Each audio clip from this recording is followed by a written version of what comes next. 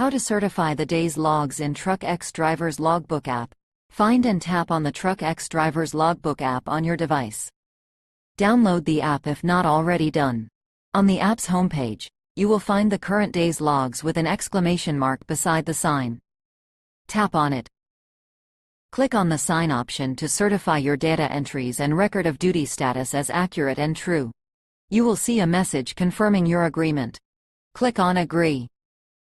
A pop-up will appear. If you have previously signed your logs, your signature will be displayed.